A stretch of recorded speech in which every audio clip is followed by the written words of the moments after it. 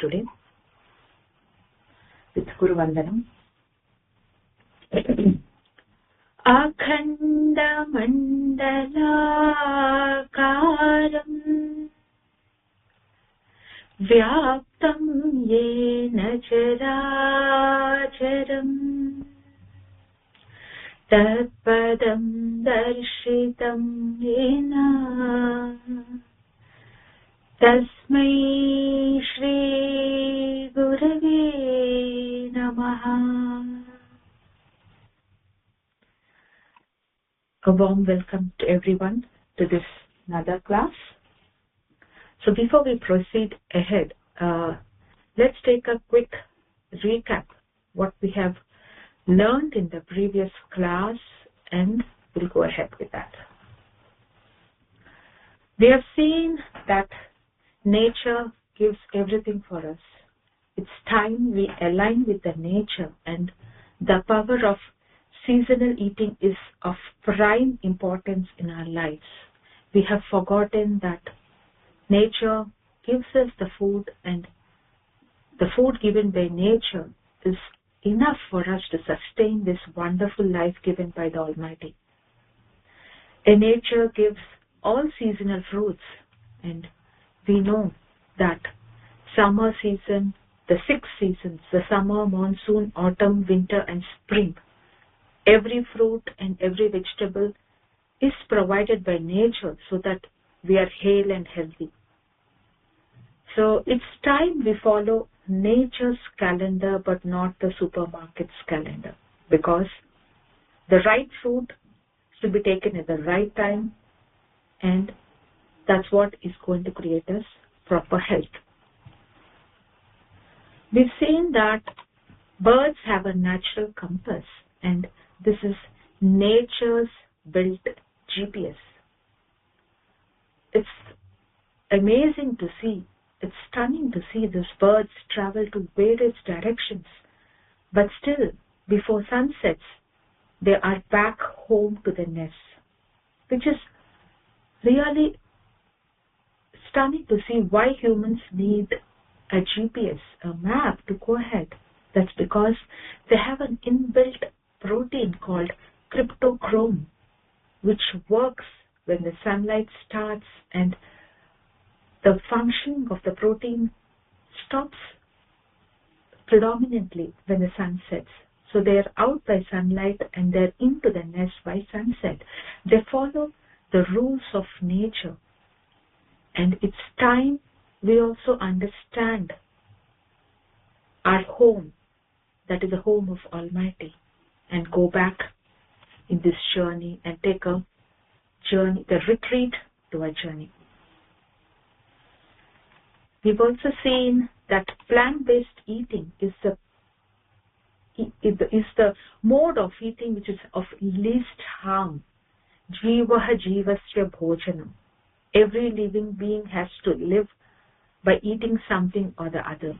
And the least harm you can do is eating plants, because they offer themselves and they are living, but the amount of pain or thing, the response, the stimuli is very less compared to any other living being, because they lack a nervous system, and they don't respond much to the external stimuli, and they have very less pain compared to any living organism or being in this world. And plants are nature given food, and that's what a yogic lifestyle is going to be about, taking the food on the least harm scale and following the path of ahimsa. We've seen the example of just like dirt settles at the bottom of a jar, our body also is equipped with settling the dirt in the intestine. The toxins all settle down in the intestine, and it needs to be cleaned periodically to have a healthy life.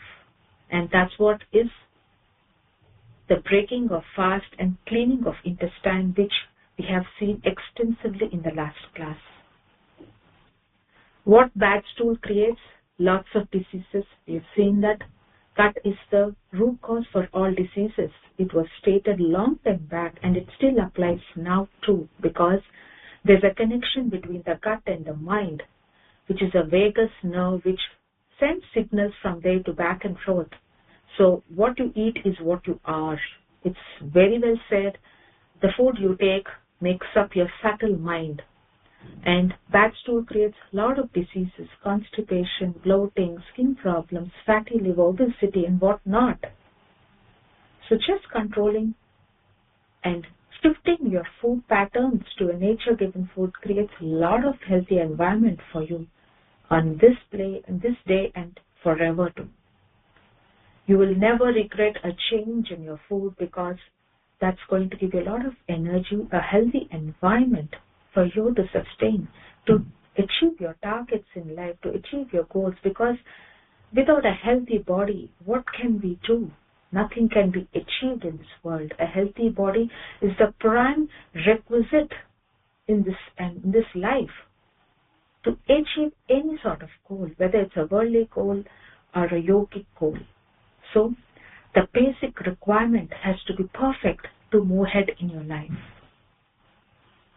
We have also seen Ekadasi, the day to fast.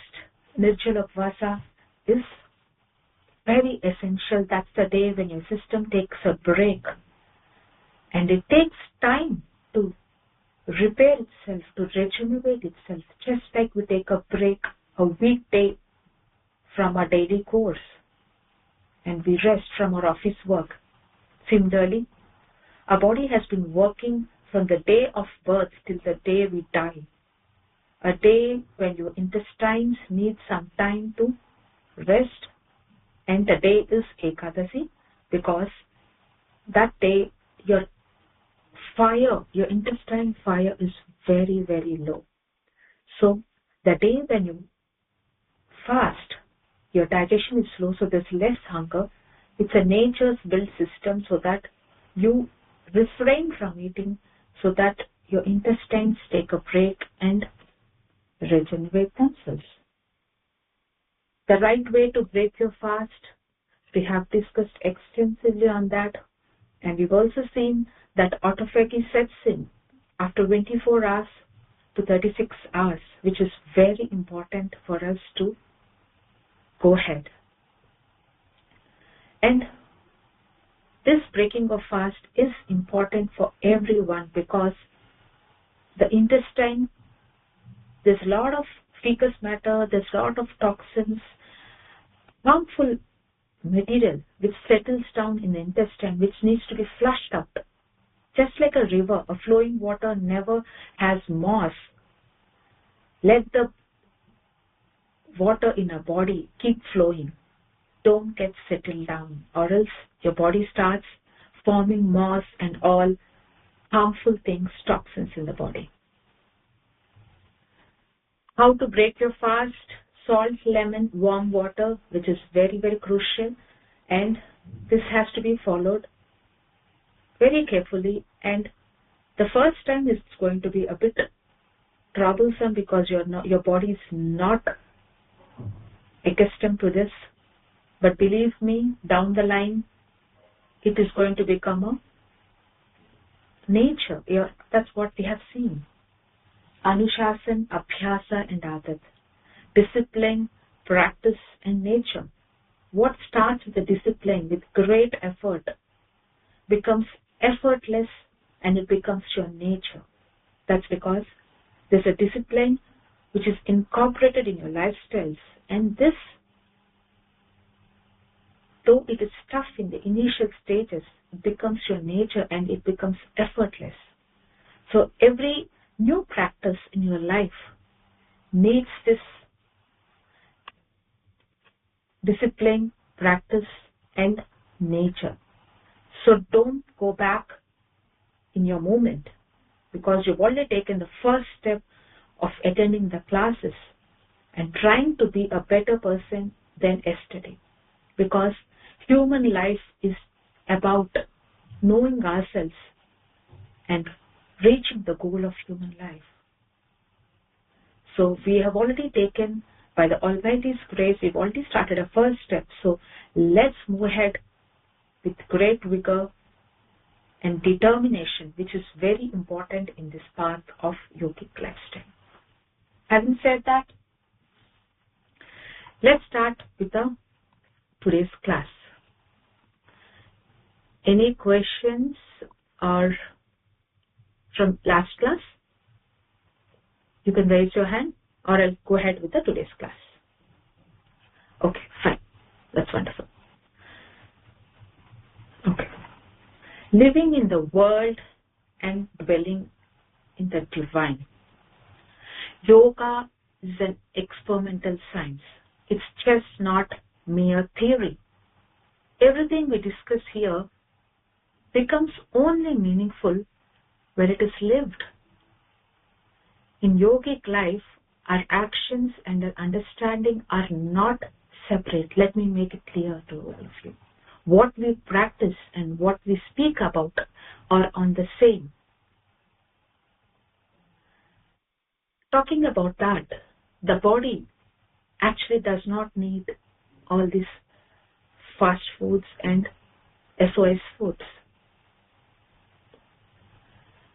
When we give things that are unnecessary, the body has to struggle more to process them.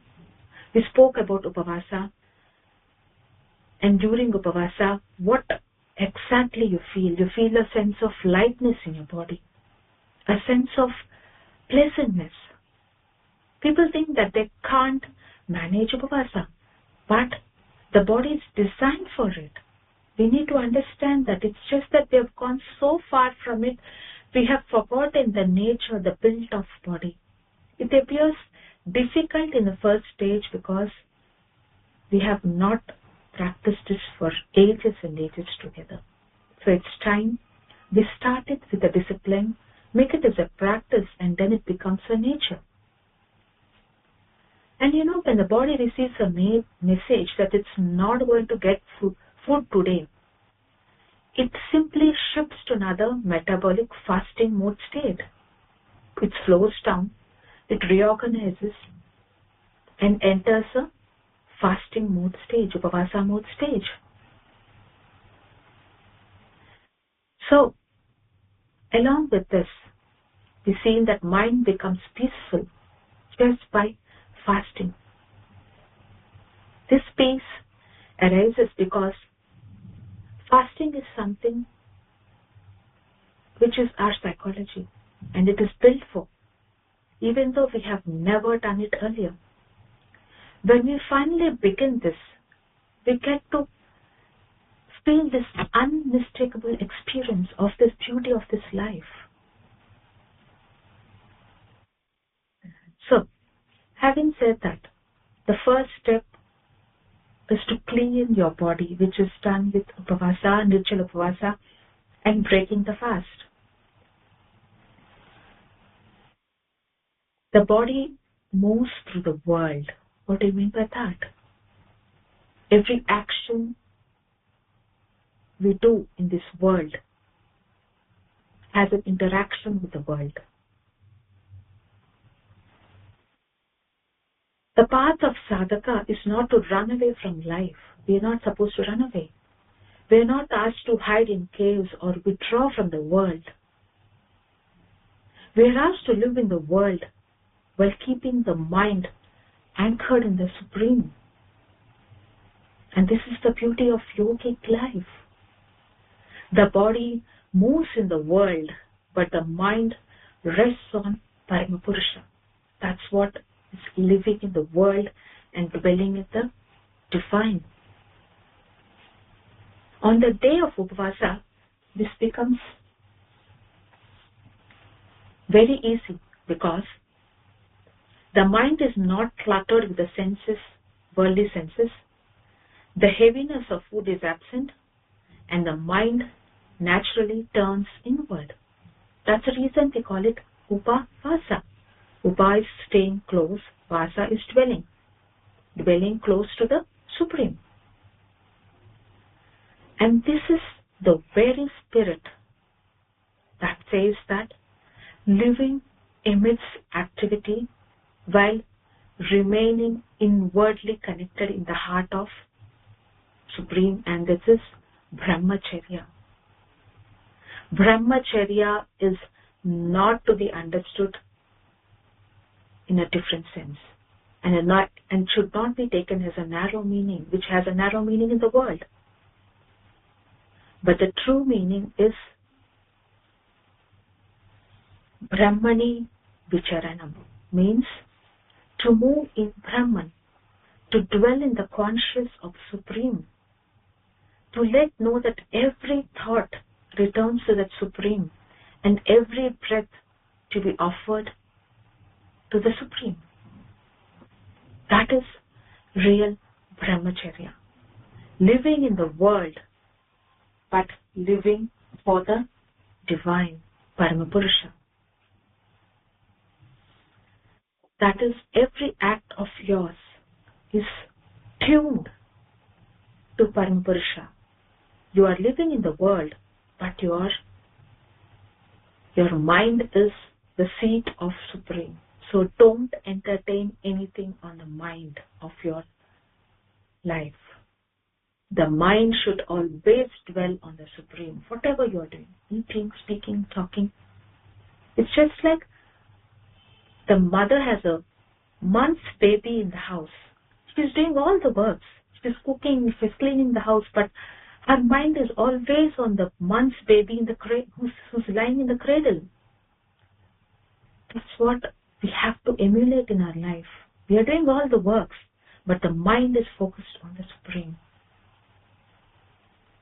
That's because of the affection of the baby. The mother is so affectionate with the baby that she cannot part from the baby, but she has to go ahead with the household chores. So, that's what is Brahmacharya. Brahmacharya is being in the world, but living with the thoughts of Brahman. The mind remains absorbed in the Brahman while we perform our duties and act in the society. The mind is continuously involved in the Supreme. And this Vidya, which gives us how to live in this world of Brahman, is called Madhu Vidya. Living in the world but tasting the divine. You're always tasting the bliss of divine which is overflowing in you. That feeling of bliss is sense of completeness. And there's no sense of incompleteness which we feel when you're living with the divine. And that's when you turn totally inward. Your senses take a U-turn.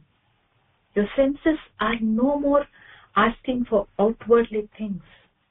You always want to dwell in the bliss of the Supreme. And that's what is Madhuvidya. As we go ahead, we'll also see the philosophy of this world, cosmology, how this world evolved. What is this? And all this. Madhuvidya is also called honey-like knowledge because it's always the bliss of happiness, which is just like honey, and it is always beautiful, and it's to be experienced by each and every human being. So I would like to take a pause here and anyone wants to volunteer and tell me till what we have read in today's class till now? You can raise your hand and you can, I'll unmute you, or you can unmute yourself and let me know what exactly you understood by the word Brahmacharya.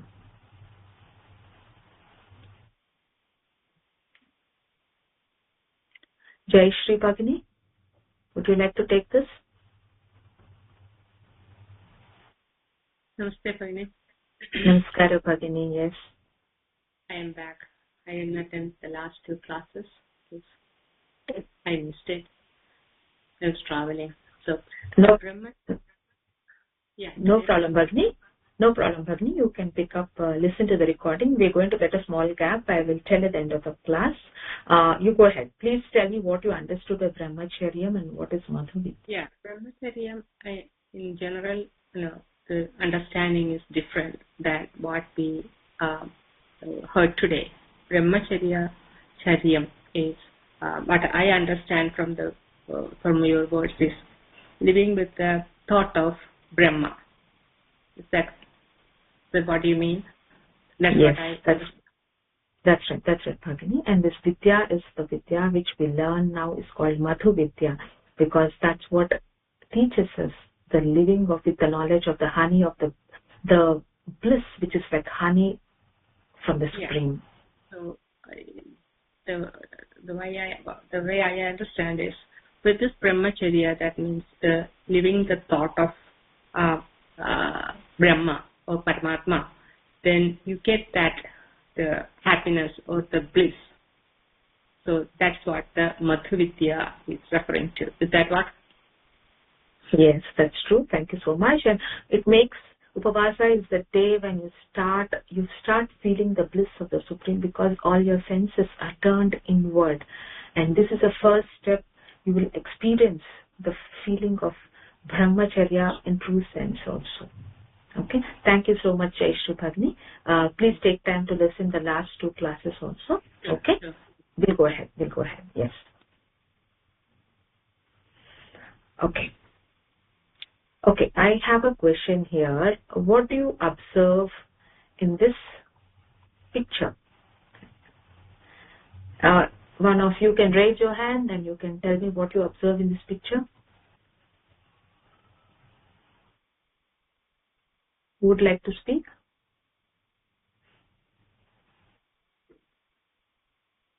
Yeah. Shanta Bhagni, yes, you can unmute yourself and you can tell me what you are seeing in this picture. The little boy is actually making everything of mud. There is, almost like an ecosystem of, a little village. Hands in the mud. So, what do you understand from this? So it's closer to the nature. Closeness to nature, shall I say. Okay, fine. Thank you, Shanta Bhagni. Yeah, you can just go on mute and you can put your hand down. Okay. So, what do you see there's just one clay, there's just one creator, and there is just one consciousness. It's like we are watching this child shaping a village from a single block of clay. And we are witnessing a profound truth behind the simplicity. We never realized that. We used to play in the sand, in the beaches, making castles, people, and whatnot. The forms he's creating is a lot of them: trees, houses, people. Yet the essence is one. All differences dissolve the moment we look behind the surface. That is, everything is clay alone.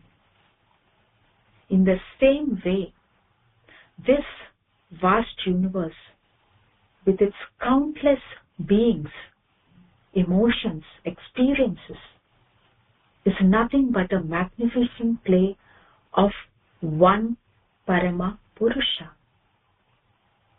Out of his infinite consciousness, everything has arisen. His presence, with his presence, everything is sustained. And everything eventually returns back. Once he is done, the kid has done playing with the clay, he again gets back the whole trees, villages, people, everything into the block of clay. That's what is life. We come from the same consciousness and we go back into the same consciousness. But in this journey, we mistake the forms for the reality, stating that each person is different and each person's views are different. And this is the Leela of a divine expression, that the substance is one. The consciousness that illuminates my mind is the same consciousness that breathes life into every creature. The walls we build of I and you, of mine, not mine, yours, are all mental constructs. They are not truths. When this understanding dawns and when compassion begins, ego drops, ego loosens its grip, and the heart spontaneously expands to embrace all beings as one's own. This is what is a liberation. It's not mere concept, but it's a shift from seeing a world of many to experiencing the one itself as many.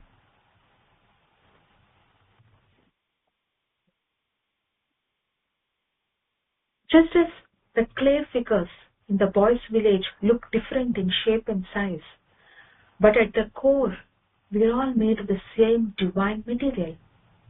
When we understand this, the illusion of separation melts away.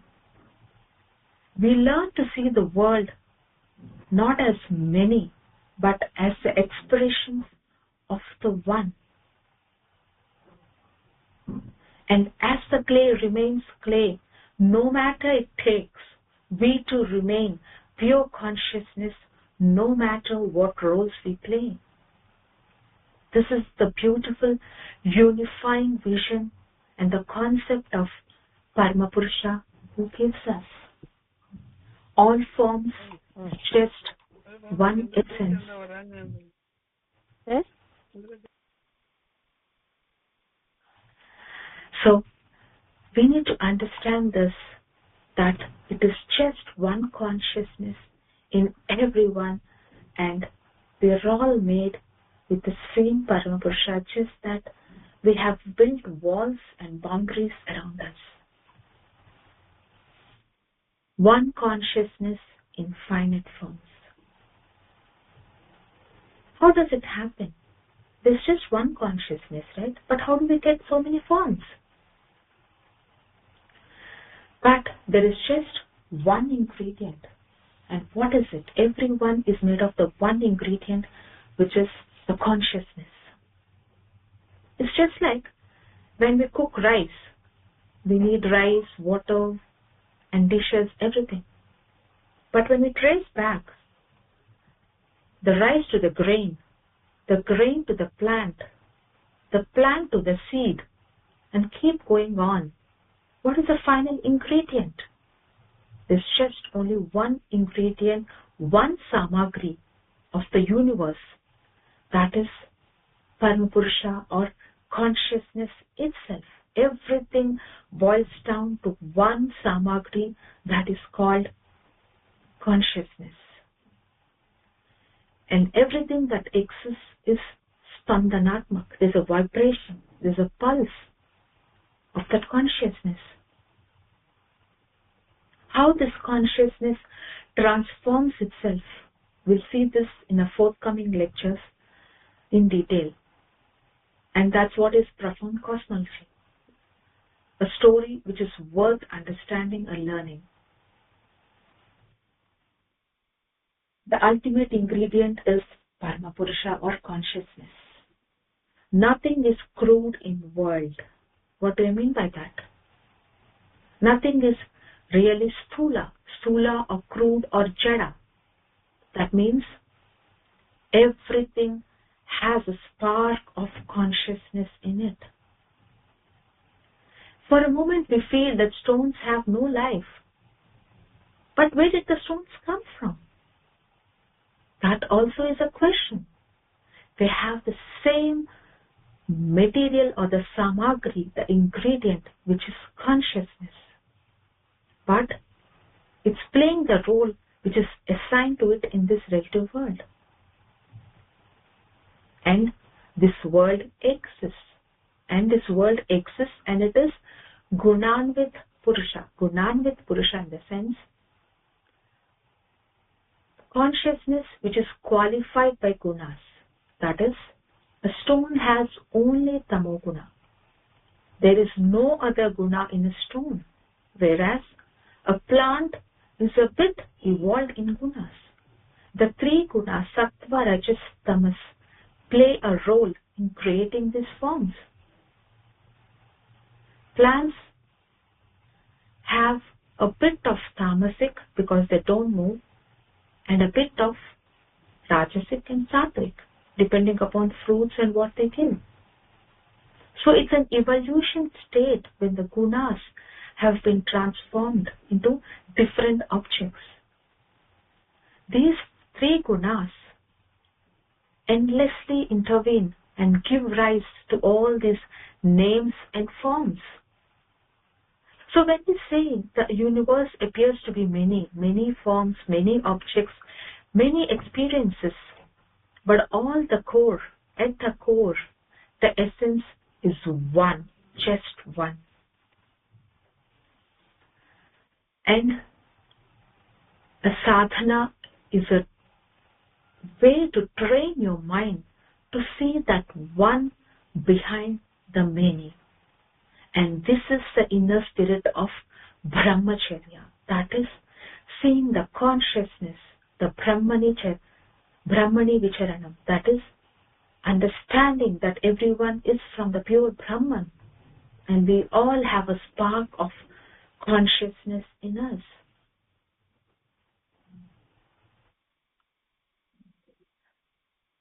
So when we begin to see this way in the world, something beautiful happens. We stop reacting to the surface and start responding from the depth. The mind becomes soft, spacious and steady. Relationships become lighter because we recognize the same consciousness in everyone, and daily duties become a worship. The shift of vision from the outer nature to the inner reality is what transforms the ordinary living into a spiritual living. And this is what turns activity into sadhana. Sadhana is a continuous flow of thought in Brahma, that is Brahmacharya. So, when you turn each of your activities with the focus of the Brahman in your mind, it becomes a sadhana unconsciously.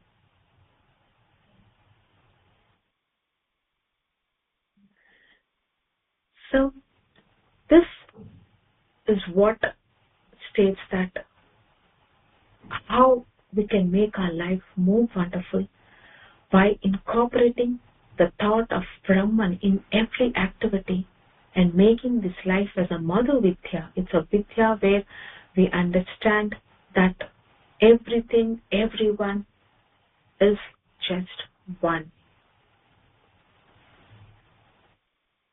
Madhu Vidya is living in the sweet awareness of oneness.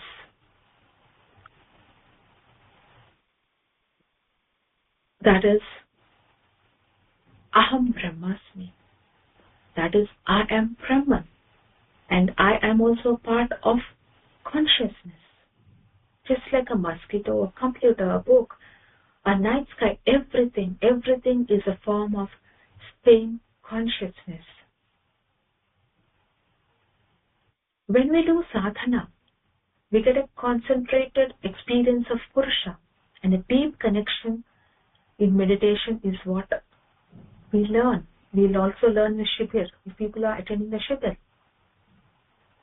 But that experience must be flowing 24 hours in you, whether you're waking, you're sleeping, or in action, or in silence.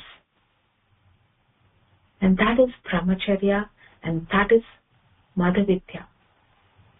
At any moment of the day, when you gently close your eyes, you feel everything is Purusha in me. And then when you open your eyes and walk around the world, remembering the same, you see a barking dog or a cat or a grazing cow or stars above. Everything is a manifestation of the One. This is not bookish knowledge.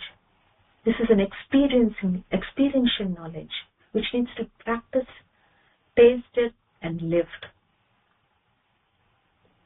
To be human means to have the capacity for this realization, and that is what is Manava Dharma, is to know the infinite, and that is what is Brahmacharya, and the knowledge is Madhavidya, which is very sweet and it's almost honey-like knowledge. This knowledge is available to everyone. It does not matter who you are, what occupation you are in, what are your circumstances. Parapurusha does not belong to any group or profession. He is with everyone. The force which holds the stars in the orbit is the same force guiding your breath too, your steps, your thoughts, your life. So no one in the world is alone. There is no feeling called loneliness, because when you feel the spandan of Parapurusha, you are always with him. He is moving with you, he is supporting you, he is guiding you. So no one should feel sunken or helplessness. Everything is interconnected and everything is united at the root. And everything has emerged from the same Purusha. This is Vairagya and this is Brahmacharya. And a yogi lives in this awareness. And when you are in this awareness, there is involvement without engagement. There is action without agitation. There is participation without position. In practical, we are living in the world but not of the world, which is what a yogi has to practice in this life. It's the way how a yogi lives. He responds, but he does not react.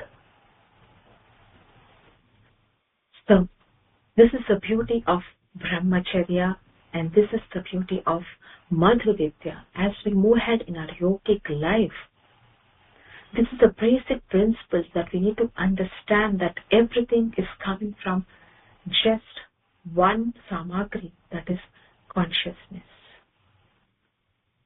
So, I would like to pause here and take a pause here and would like to ask Purushottam Mahodaya. You can unmute yourself and you can tell me what you've understood till now. Purushottam Mahodaya, you can unmute yourself.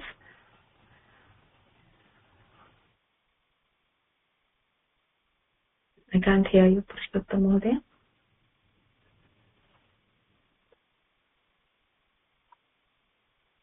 Okay. I don't know. Okay. Sharada, how to unmute? There's an option called at the extreme left, Mahodaya, mute, unmute. You can do that. I'll just a second. I'll do it. Yeah, now. Yeah.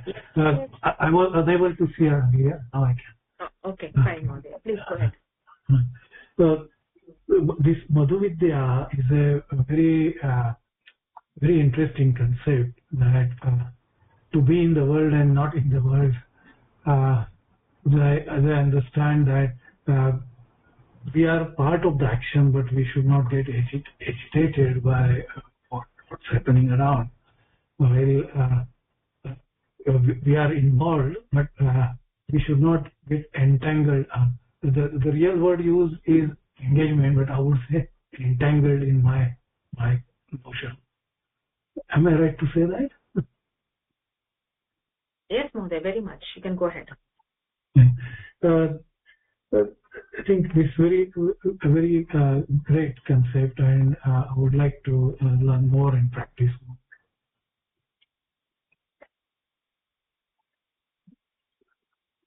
Anything else, Mohdaya, you want to say? No, in short, it's you are building the whole mindset to work around this living in nature, and that's really highly appreciable.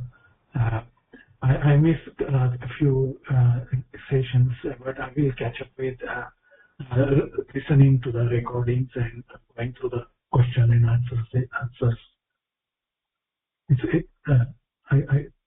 That's what I would say. Thank you so much. That was wonderful, Mohdaya. You can mute yourself, and I'll just shift to lecture mode once again. This is what is the first step of yoga, and this is going to be achieved with your basic practices which we have discussed in the previous classes. That's the first step. We have a lot of steps to go ahead, and we learn everything about cosmology, how we have developed, how the consciousness has taken forms, how it has turned into different forms, and what is the sense of mind, how is the mind interacting, different levels of mind. We have a lot of concepts coming up further. So, but before that, I would emphasize all of you to follow the basic practices which we have discussed till now: Nirjala Upavasa, breaking the fast, and today I'm going to discuss Vyapaka Shaoca in detail, which is also a very important practice in our yogic lifestyle. Okay, let's move ahead before we run short of time. Okay, what is Vyapaka Shaoca? Okay, it's one of the most important, helpful in our yogic lifestyle, and we also know that taking bath is very important every day for everyone, and that's cleaning the body. And we also seen that cleansing the digestive tract twice a month, that is with Nirjala Upavasa, we cleanse. It's not cleaning. Cleaning and cleansing, there's a very subtle difference. Cleaning is just external cleaning, but cleansing is something which you clean from the internals, and it is a complete cleansing. So we cleanse the digestive tract. And Vyapaka Shaoca is another essential practice for maintaining mental alertness, a very important part. And this,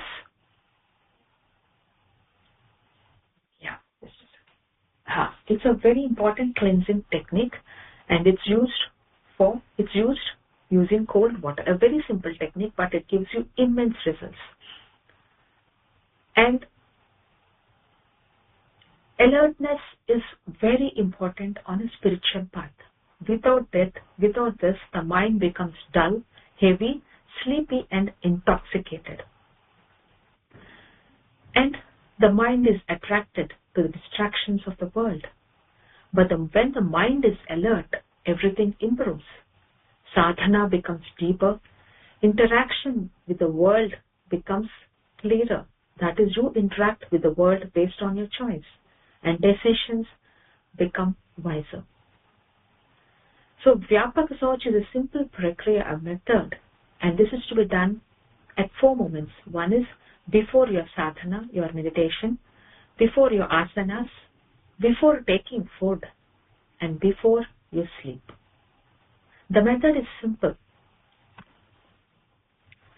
So it's after bath, that is, you take a normal bath, and after that you can do this at any number of times. It invigorates nerves and stabilizes the mind. It's a specific sequence of steps which I will be enumerating all of them now.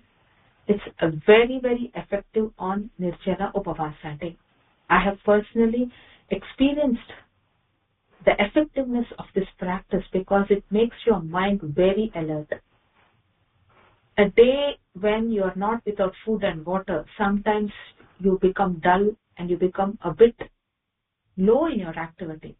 That's when this Vyapaka surge gives you a complete alertness and relaxes your body, and you are totally back to your normal energies.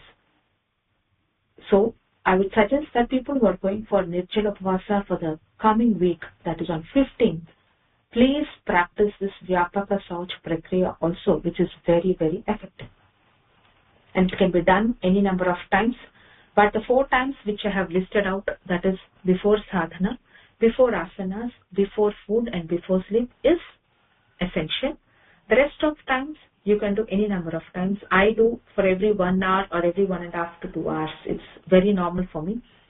So it keeps me very active the whole day. At 11 o'clock or 12 o'clock also I don't feel sleepy. That's because but the moment I get onto the bed, I just get back to sleep. That's because this is just mental alertness. But when your mind is relaxed, you automatically get to sleep. So the mind is in your hand when you do this Vyapaka Surge. You can decide what you want to do and what not to do. That's a command you get with this practice. And I have experienced this excellently with this practice, with others too. That is always there. But Nirjala Upvasa, this has given me extreme good benefit. Okay. So you can see in this picture, there are the method of doing Vyapaka Surge. Using cold water. I'll just detail out what needs to be done. Okay. Vyapaka Surge is a cleansing technique using cold water, and this is done to invigorate the nerves, and we have seen that. And the step-by-step procedure. First thing is, you wash your legs. Let's understand what. First is cooling the limbs. I forgot to say. The first is wet your arms and legs. What you do is take water and wash your legs, douse your legs with water till the knees, from the feet to the knees. Use cold, don't use very cold water. Use a normal temperature water, and both the arms till the elbows. The first step. Wet your arms and legs till the elbows, that is on the hands, and the knees, that is wash once or twice, that is cooling the limbs. That's the first step. Okay. Legs up to knees and arms up to elbows. The second step is water in your mouth. Fill your water completely in your mouth. Don't drink the water. Just hold the water in your mouth. And keep your eyes open. Keep your eyes open. Do not inhale in this process. Let the system be static. Hold water in your mouth. Keep your eyes open. Do not inhale, and splash water on your eyes and face 12 times. That is, count mentally. 1, 2, 3, 4, all in one breath. That is the breath you take before you start your holding the water. Don't breathe while you're doing this process. Keep your breath static, and you won't feel. You'll be splashing water. It's just for a few seconds. Splash water on your face and eyes for 12 times with water in your mouth, eyes open, and no breathing. Okay? After this, do it for 12 times, and after this, spit out the water. Let the water. Okay? Then take water and rinse your ears and your neck. You don't need to hold water in your mouth. Just rinse your ears and neck, and with water, with cold water. Okay? That is a step 3. Step 4 is Nasapasan. That is, take some water, cup some water in your hands, and sniff very forcefully into your nose. That is, let the water enter into your nasal tract. Okay? Keep your hands cupped and let the water strongly sniff into your nose, so that the water ends in nasal tract and it goes to the throat. Once it goes to the throat, spit it out. Keep doing for 3 to 4 times until the water goes into the throat and you can spit it out. If in case you don't find it going to the throat, but see that the water enters the nasal tract and you can just throw it out. This way, your all the nerves in the body, in the face, ears are all activated. I'll detail out how it happens exactly. Okay. So, are you clear on this process? Any one of you have any doubts on this? Use temperature, which is normal temperature, and Vyapaka search is basically Vyapaka is spreading and Shaoca is cleaning. Okay, the cleaning technique which spreads your whole body is called Vyapaka search. Am I clear on this, or any doubts how it has to be done? You can raise your hand. I can unmute you. I want all of you to be clear on this, so I don't find any hand raised. So okay, fine. We'll go ahead then. So I understand that all of you are clear on this process.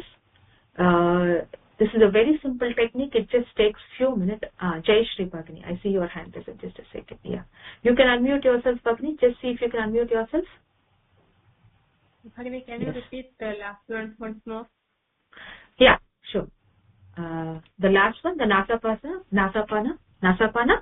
Yes. Yes. Okay, fine. See, what you have to do is take water in both your hands. Cup it up very close to your nose. Okay. Take the water to the nose. Breathe it forcefully into your nose. Okay, and the water enters your nasal tract. Once it starts entering you keep breathing immediately. It starts going to the nasal tract, and then it goes into it's a bit irritating the first time because you're not used to it. You feel irritating for the first time because your nasal tract is irritated, and once you start taking it, it finds its way and goes to the throat.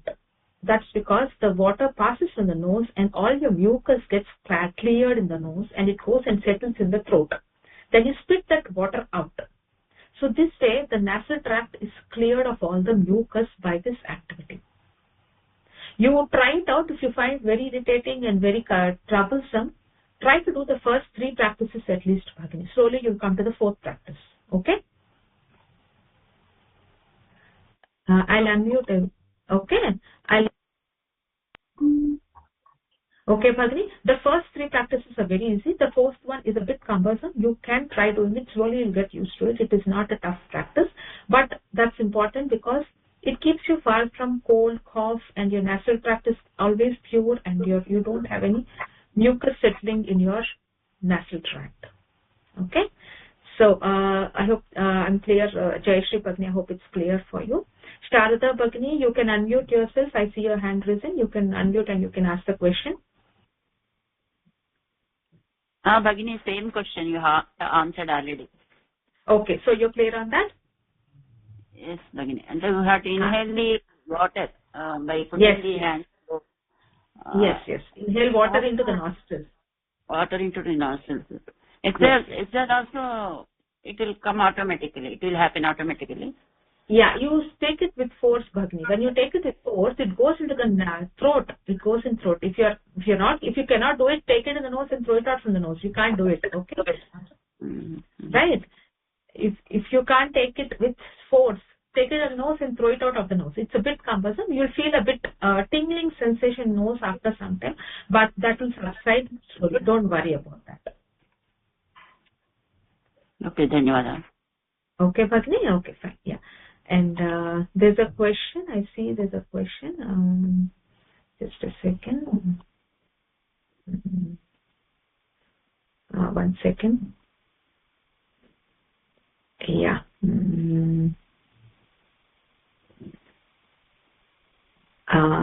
Brinda Bhagini says, any video available? No, Bhagini. It's very simple. You can do it. There's no video.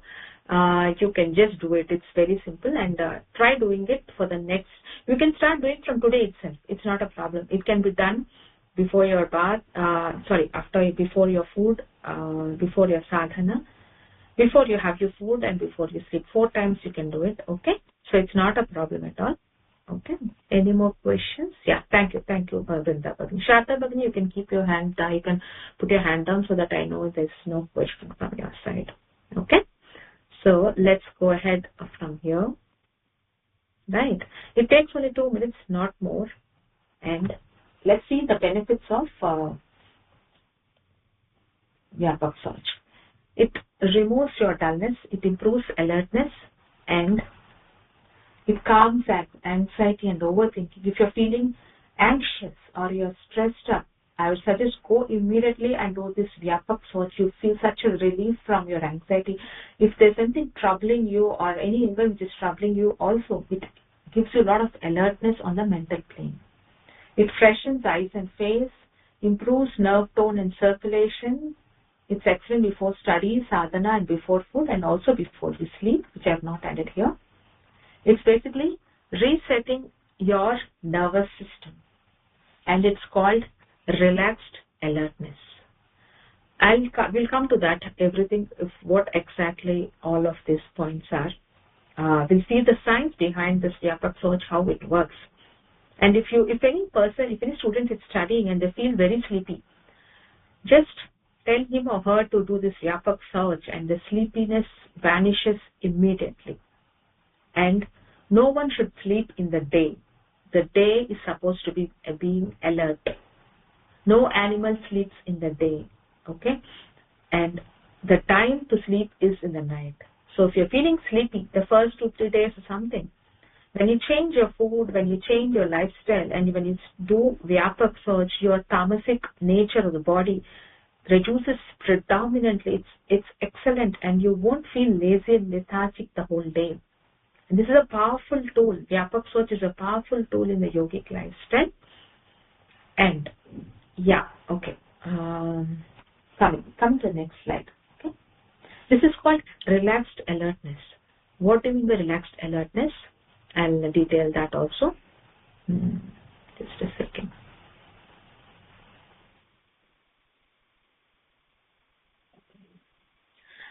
Yeah. Okay. First, the neuroscience behind Vyapaka search. Vyapaka search is not a ritual cleansing. Okay, it has lot of neurological stimulation using cold water. So every step of this Vyapaka search activates glands and vascular responses. So let us find out what exactly this Vyapaka search does. The physiological changes, what it happens is, see, when you wash your feet and arms, there are thermoreceptors in the limbs and hands. That is, they are the interaction with the world that's stating that you're feeling cold or feeling hot. When the weather is very cold, you start wearing your socks. That's because these are the thermoreceptors in your limbs which tell us that your body is cooling. They are the nerve endings which tell us your body is cooling, so retain the body heat. So what happens is, this cool water stimulates the thermoreceptors. So when the water cools these thermoreceptors, there's a signal to the brain stating that the body is losing temperature. So what happens is, there's a vasoconstriction, that is the vascular, that is the blood vessels constrict. When the cool water goes there, the vessels contract. When you contract, what happens is the blood flows towards the brain and vital organs, because it tries to conserve the heat. The body always tries to conserve the heat, the internal temperature. So when the body is cooling at the ends, the heat has to maintain. So the blood rushes to the other organs to retain the heat required for the body. So this instantly creates alertness, and it improves circulation and reduces your peripheral fatigue. So we have seen this in our culture also. Just before we eat our lunch or dinner, elders used to say, go wash your hands, wash your legs, and come and have your lunch and dinner. Why? We have never questioned that. That's because the blood has to go to the important organs, that is the stomach, liver, brain, and everything. If the blood is rushing to the ends and your digestion becomes weak, so when you wash your legs well and the hands well and you sit for your lunch and dinner, your digestion improves drastically. And this creates an alertness also. You become alert. You'll be able to relish the food very well. And your tiredness also comes down. There's instant alertness, better circulation, and the peripheral fatigue is reduced. The neurological benefits. There are sensory nerve endings on the hands and legs. That is what we can touch, we can feel whether it's hot or cold. These are the nervous system at the end points in the hands and legs. And when you wash your hands and legs till the elbows, it creates a slight alertness in the sympathetic system, and you wake up. And this nervous system gives a quick response to the body, stating that, wake up, it's time to become alert. And it signals more oxygen to the heart, lungs, everything, because the blood flow takes a bit of a different turn upwards because you've cooled your body and the heat is transferred to the main organs. So cold water, the nerves get activated, the brainstem wakes up, the brain wakes up, and there's a mild sympathetic activation and you feel alert. This is what the first step of wetting your arms and legs in Vyapaka. This is science behind the first step of Vyapaka. Okay? And before we go to the next step of washing your face and splashing your face with 12 times with water, I would like to give a brief intro about the cranial nerves in the brain, which is very important because we need to understand how this works excellently. I don't want to go more into biology and all, but it's a brief overview of what it is. There are 12 pairs of cranial nerves in the brain, okay? And these are emerging from the brainstem and they control the function of the head. You can see there are also many things. Olfactory is for the nose, optic is for the eye, trigeminal is for the movements, facial nerves, all this, okay? And there's also called a vagus nerve, which is a very important nerve. There are 12 pairs of nerves in your face, okay? We don't realize it. It is so much perfect wiring system done by the Supreme, which we never realize.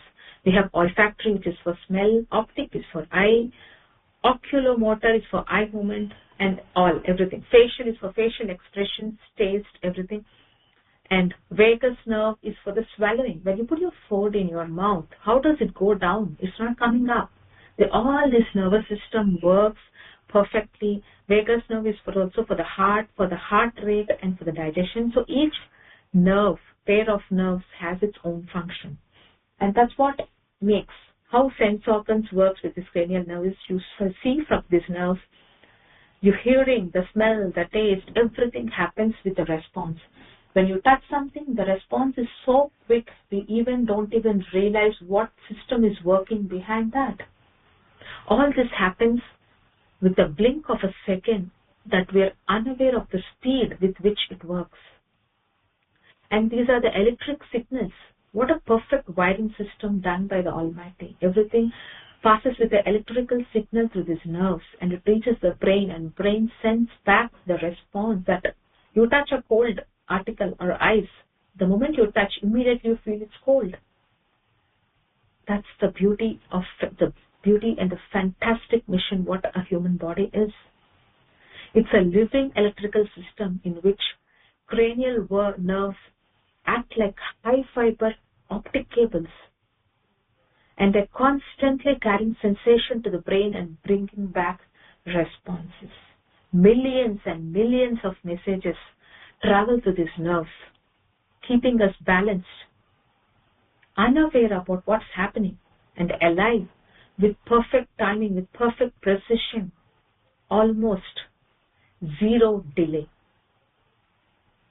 And that's the beauty of this precise and elegant wiring system, a wiring system designed by the Almighty. So this is what is, I have 12 pairs of cranial nerves, and all is this optic nerve. Out of this, the most important are the optic nerve, which controls the eye, which is the cranial nerve number 3. Vagus nerve, which controls, we have discussed this, the brain gut connection. What is the connection between the brain and the gut? It's the vagus nerve which sends the signals from the gut to the brain saying that I want spicy food, and the more spicy food you eat, the more addicted you become. So that's what the gut calls for, and this is the vagus nerve which works for this brain-gut connection. And the trigeminal nerve, which is the number 5 nerve, which is a facial sensation, which is very important. And you see that in paralysis people, this trigeminal nerve goes for a fish problem. That's where they have this facial paralysis also, which is because of the improper working of the trigeminal nerve. So all these nerves are activated with this Vyapaka surge. Can you believe that? Such a simple technique to keep them activated and running precisely. So let us go to the next part of holding water in your mouth. Any questions till now? Sharada Bhagini, I see a question from you. Sharada Bhagini, you can unmute yourself. You have any question? No question. Yeah, please put your hand down, Bhagini. I was wondering you have a question. Okay, I'll go ahead. Okay, now, holding water in your mouth, what does it happen? When you take a mouthful of water, okay, there's a supply of vagus nerve in your mouth, the oral cavity. And this water cools your vagus nerve. When the vagus nerve is cooled, okay, the parasympathetic nervous system, the sympathetic is the nervous system which is a rest, and there are two types of nervous system in the body. One is called the sympathetic nervous system, another one is called parasympathetic nervous system. The sympathetic nervous system is called the flight and fight system. That is, suddenly you see a lion or tiger, you just have to move. It's an immediate reaction which happens in us. That's because of the sympathetic nervous system. And what the food you eat and you rest happens with the parasympathetic nervous system. That is the rest and digest nervous system. This system helps for you for resting, for digestion of your food. So this nervous system gets activated. And because of that, there's also a release of reduction of stress hormones. When this system is activated, that means it says that there's a system called rest.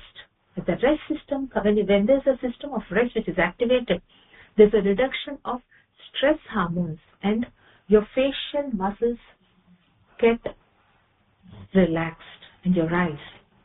The vagus nerve and trigeminal nerves are cooled and activated.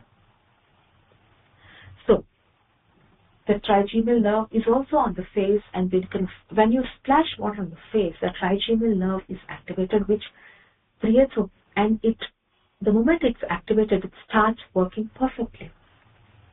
There's reduction in stress hormones, which I have detailed just now, relaxation of facial muscles and eyes. Eyes are also very important, because what happens is when you see a screen time for a lot of time, when you splash water for 12 times and more, the eyes get cooled. There's a natural lubrication which happens in the eyes. Your tear glands get activated. You feel fresh, alert, and the dryness in the eyes. When you start working for a long time, there's a dryness in the eyes which is reduced with this activity of splashing water in your eyes. This is, okay, I was talking about holding water in the mouth. So when you hold your water, your facial muscles and eyes are all activated. The next step is splashing water on the face and eyes. Hold water on the eyes, it activates the trigeminal nerve, which I was talking about. Yes, this is a very important point which I want to cover. Triggers swimmer reflex. Yes. What do you mean by swimmer reflex? This is a very important point, because a person who dives into the sea or who swims, how do they swim? They swim by retaining water in the mouth, or they don't breathe for a lot of time. what happens is when they don't breathe and water is just splashed on the face, the system goes into a low metabolic state. Okay, just a second.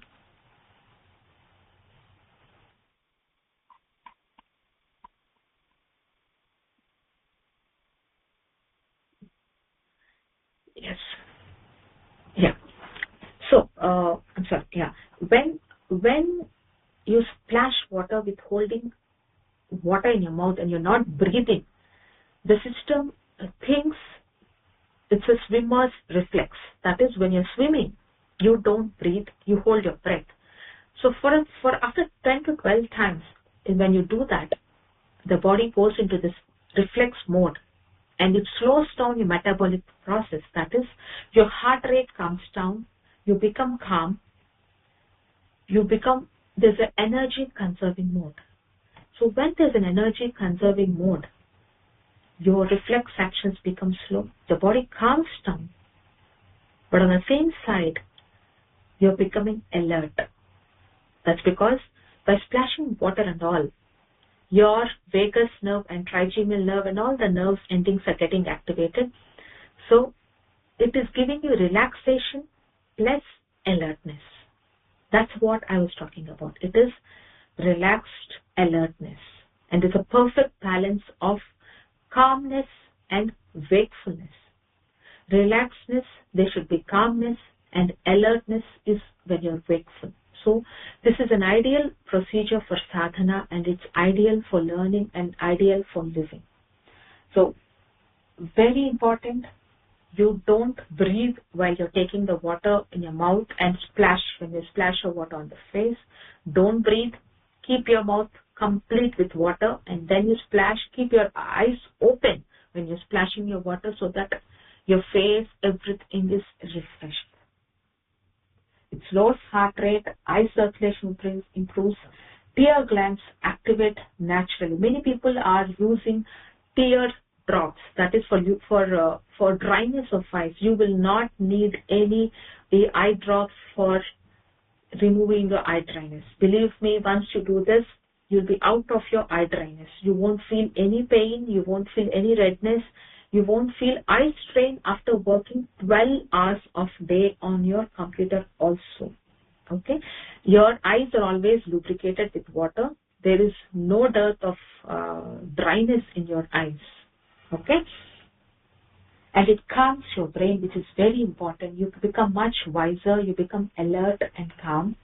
It sharpens focus. Very, very important. I have seen a major change in this. I work on the computer for a long time. I read and do a lot of study. So I was facing this problem of tiredness and eyes being strained. But the moment I started this Vyapaka search prakriya 2 years back, I feel fresh the whole day and my eyes are just as I wake up in the morning, just fresh and with a lot of water. I don't feel any dryness, nothing.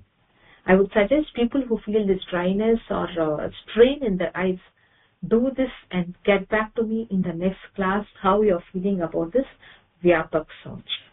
Okay? Any doubts in the second technique of splashing water on your eyes and holding water?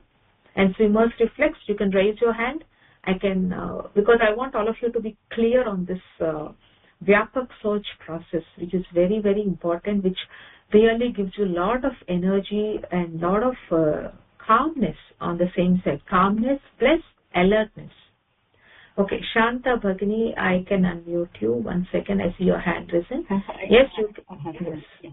Bhagini, could you just repeat about the mouth? I just feel I was not very, Okay, alert. yeah, I'll do that. Yes, thank you. Yes. No problem, Bhagini. I'll do that, okay? See, I'll just keep you on mute, okay? You cup your hands, take water into your mouth completely. Hold the water in the mouth completely. Let the water stay in the mouth. Don't breathe.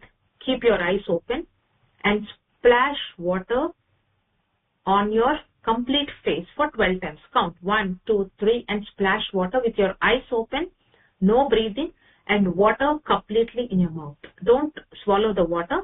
Once you finish your 12 times of splashing, spit out the water. It's very simple.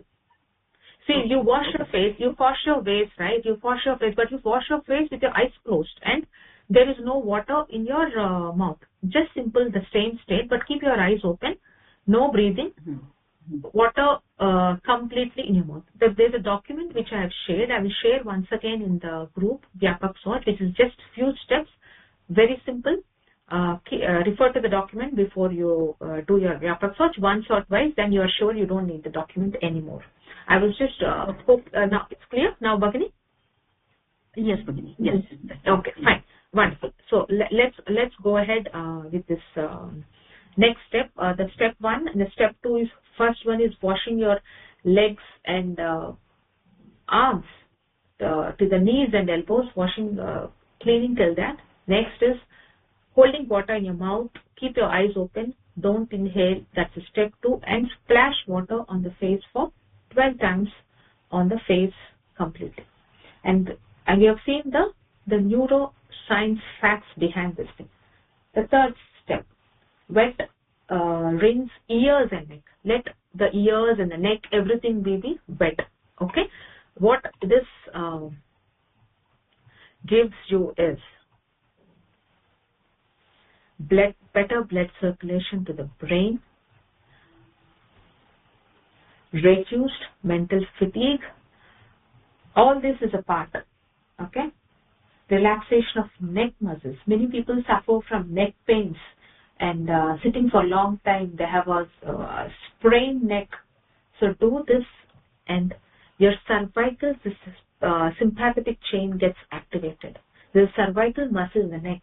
Many people suffer with the cervical spondylitis and all this because the nerve is not functioning properly.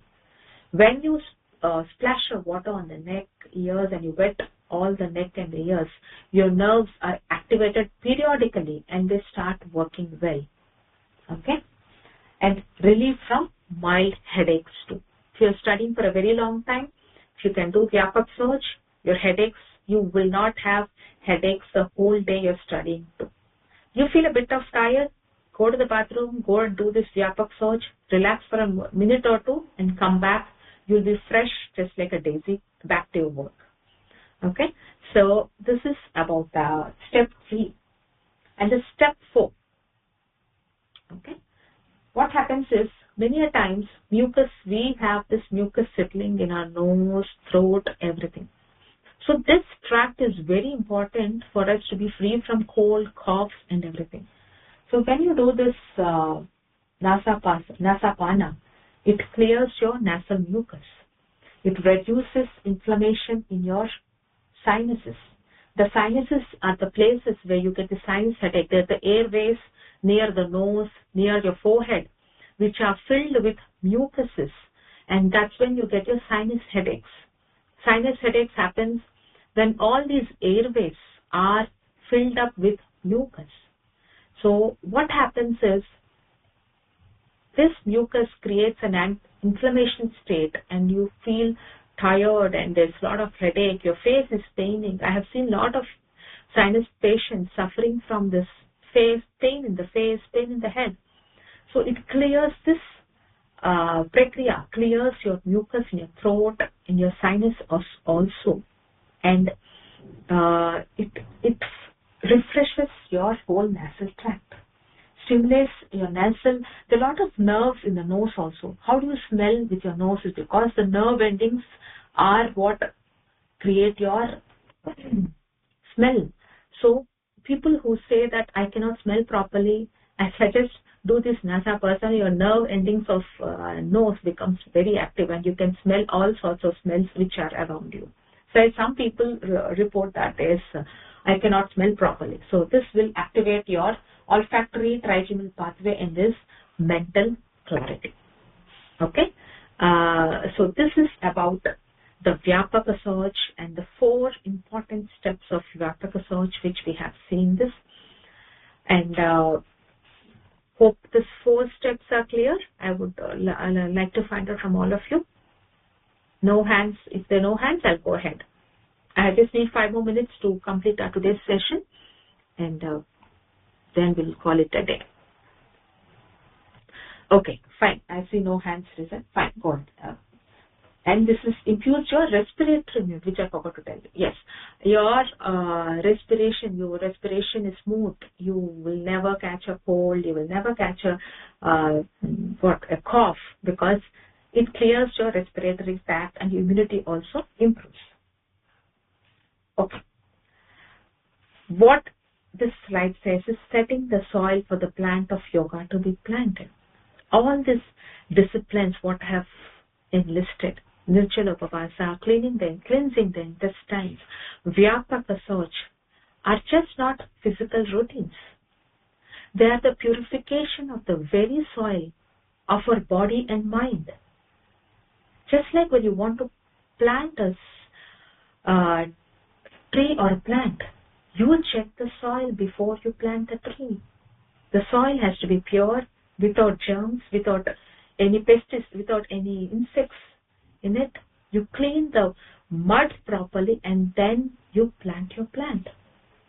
So just as fertile, clean soil is needed for a seed to sprout or a plant to grow, the same applies for the plant of yoga to grow.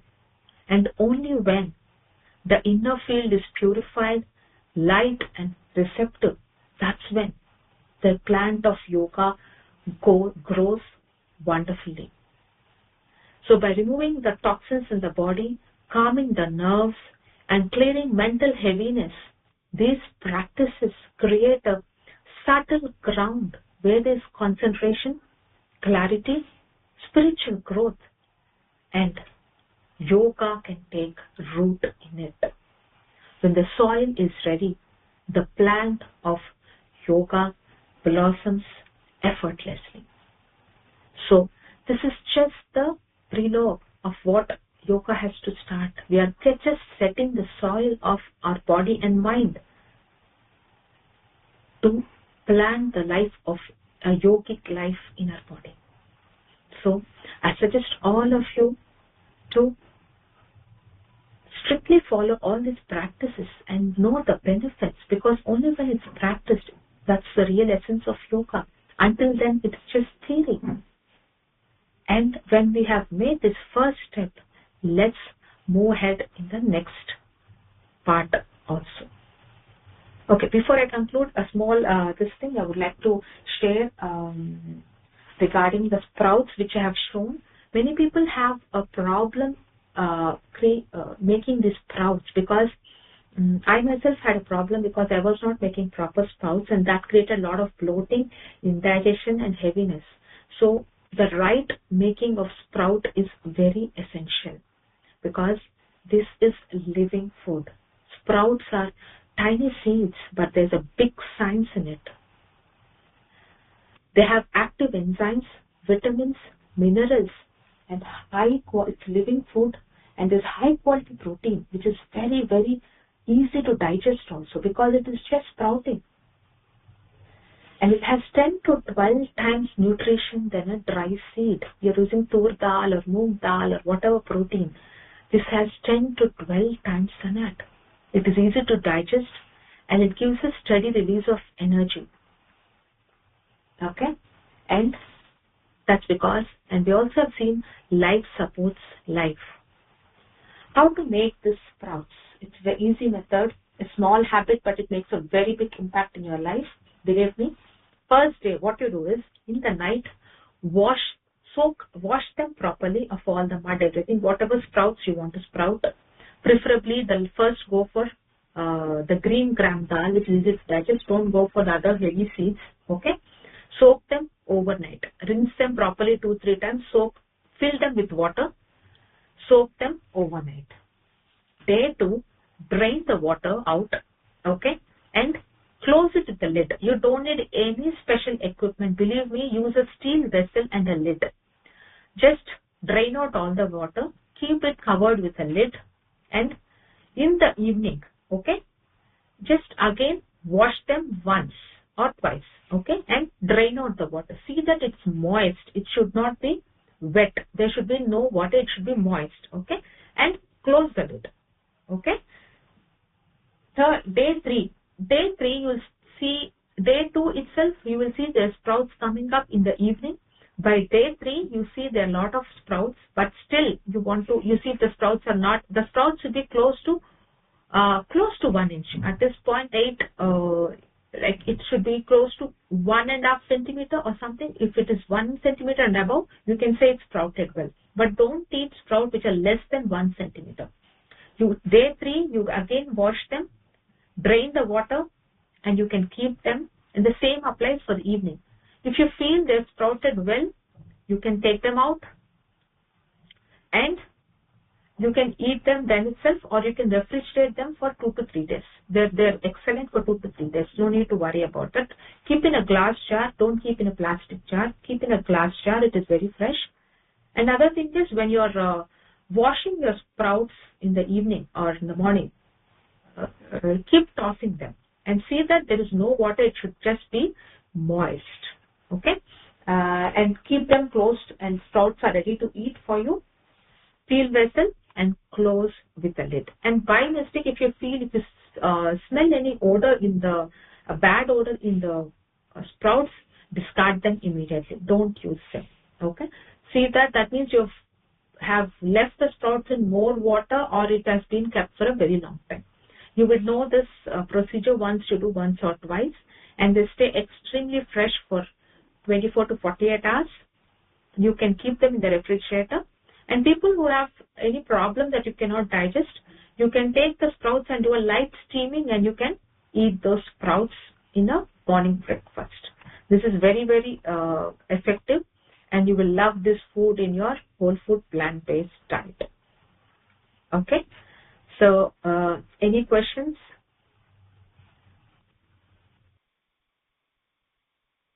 Okay, any questions till now? Or else we'll conclude the class.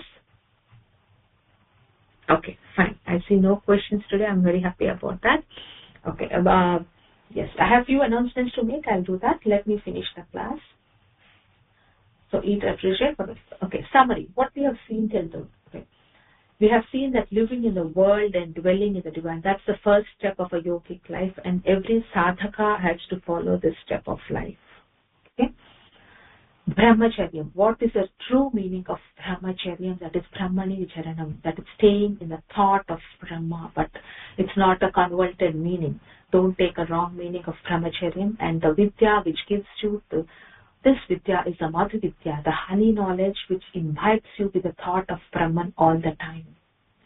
That's one conscious, infinite forms. We have seen this example of the boy sitting with the clay.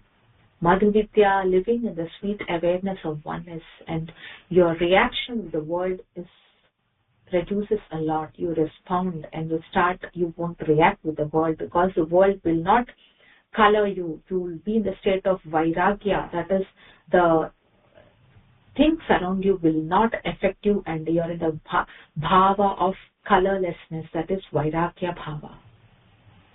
We have seen in detail what is Vyapaka Sauch, how you do this Vyapaka Sauch, the 4 steps of Vyapaka Sauch, the procedure, the benefits of Vyapaka Sauch, and the NeuroScience, which is very important in Vyapaka. Easy technique with a lot of benefits, and the sprouts are tiny seeds, and there's a big science in the sprouts.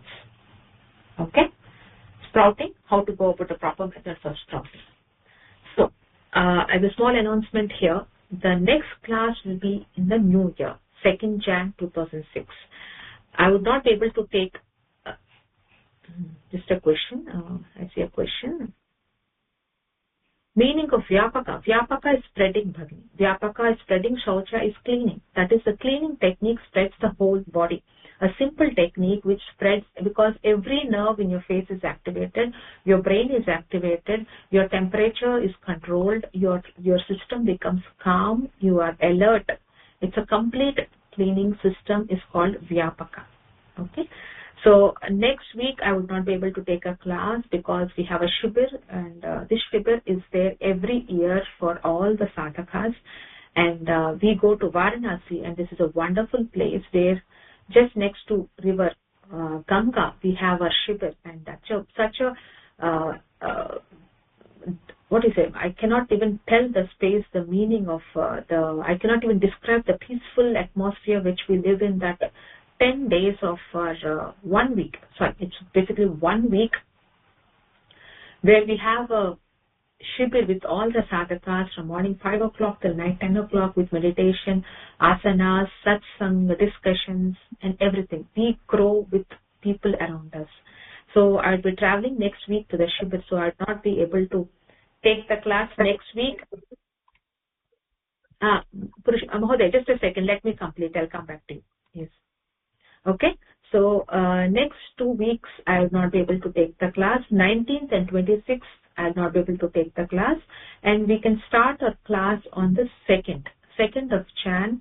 We will start the class, and a request for all the attendees, for all the people who are attending the class, in case you have missed any recordings, this is the time to get back and listen to the missed recordings and take all the quizzes. I suggest you take all the quizzes, and this would reinforce your understanding, because whatever we hear, until unless we test it ourselves, is it what I understood, we will never know whether we have moved ahead in this path.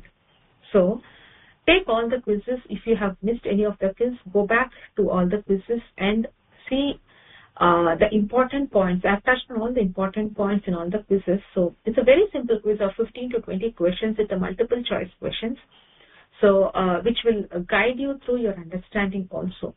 So take these 2 weeks as an opportunity to go back and listen to all the recordings and be firm on the concepts when we move ahead in our classes. Okay? And Purushottam Mahoday, I think you're in. Yes, you can ask your question. Namaste, Bhagini.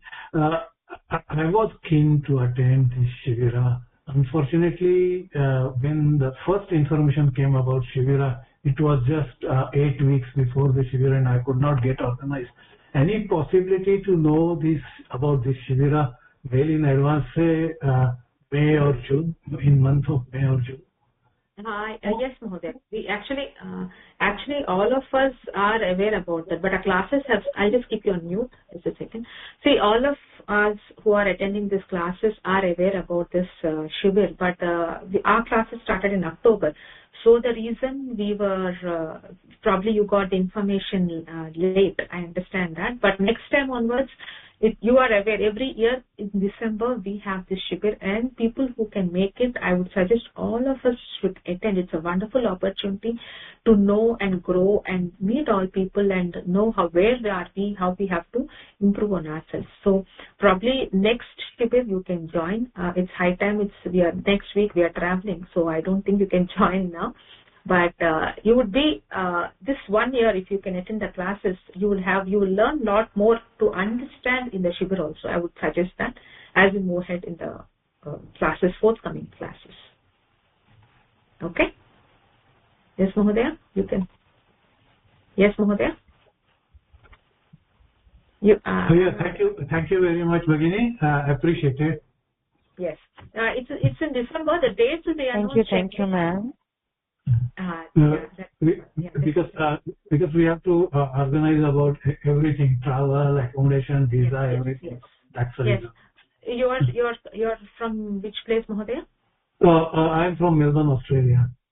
Okay, fine. You sure, Mahodaya. We generally announce dates in May itself, May, June. Our Acharya Swarup Mahodaya announces it in May, June. And we make our bookings in that month itself. So next time I would make sure that all of you are intimated about the dates much earlier, so that you can plan your trip and you can book your visa. Sure. Thank you very much. I appreciate it. Thank you, Mahodaya. So next class, we have class 11. We will be speaking about yoga and positive mind and Atma Moksha and Jagat Hit. That's what is the rule of a yogic person in our life. So I will talk about these two tracks. We'll get more into the yogic philosophy. We have set the ground, we have set the soil of the body and mind to be cleaned and toxin free, to accept the plant of yoga to grow and flourish and blossom perfectly. Okay?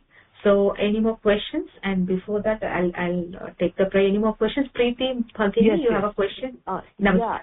I was just wondering that you share the recordings in the group, which is perfectly fine. But is there any way that if you can share just this this main point, this summary points from your slide of sessions until now, because that helps to really, revise the material. I understand, Bhagini, but unfortunately, we are not supposed to share the slides. That's what it is. No, it's okay. Not slides. Maybe just the points.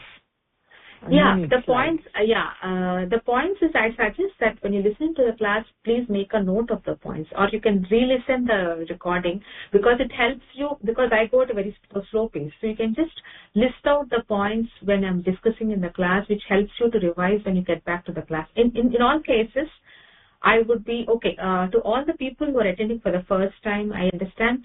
On 2nd of Jan, I would be having a complete revision of day 1 to day 10, all the 10 classes, and I would suggest all the people not to miss that session, because I will be covering all the concepts discussed till now on 2nd of Jan.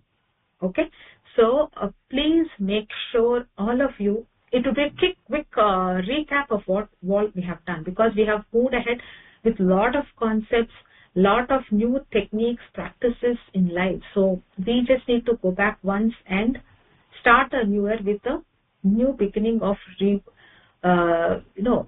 rewiring ourselves and knowing all what we have learned. So don't miss the class on 2nd Jan, Preeti Bhagini, so that we would you would have a feel about everything what was discussed. I will discuss which class was discussed in detail. So in case you want to learn more, you can go back and I would go class by class, what was discussed in each class. So in case you feel you want to go know more about it, go back and listen to the recording in case you've missed some of them. So this would give you a better place to move ahead in the next sessions, because I know some of you have missed some of the classes and some of you have joined today for the first time. So that will be the next agenda of a class on 2nd of Jan. Okay, Preeti Bhagini? Yes, perfect. Thank you so much, Bhagini. Any more questions any one of you have to ask for today? And right, it's wonderful to all of you. To have you all of you here today in this wonderful session. And let me close this session today with the Guru Vandana.